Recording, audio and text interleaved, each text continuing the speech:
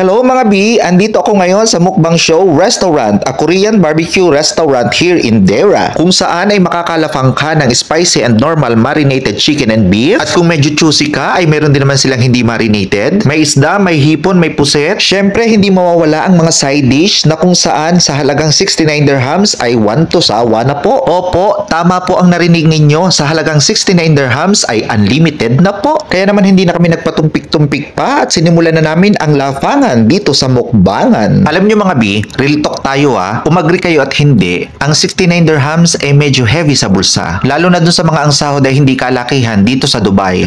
Tulad ko. Pero kung titingnan mo naman yung kakainin mo ng 69 dirhams, ay heavy din naman talaga. Wato sawa, ika nga, walang ubos. At worth it din naman yung lasa. Alam mo naman tayo mga Pinoy pagdating sa pagkain, kaya ano ba naman yung i-treat mo yung sarili mo once in a month pagkakasahod? Huwag mo lang araw-arawin dahil talagang mamumulubi ka. Hindi ka naiinggit na ang iba ay kumakain ng masarap at kaaya-aya, samantalang ikaw ay nagtitiis sa itlog at dilata. Ano ba namang palitan mo yung dila mo ng panlasa? Hindi yung laging puro maanta at malansa. Nakakapag-inom ka nga ng Alfonso halagang 40, 2 beses isang linggo pa. O ay paano? Mag-iisip ka na. Ay tunay na. Pinag-iisipan pa gayaan, bitukat sikmura na, pinag-uusapan.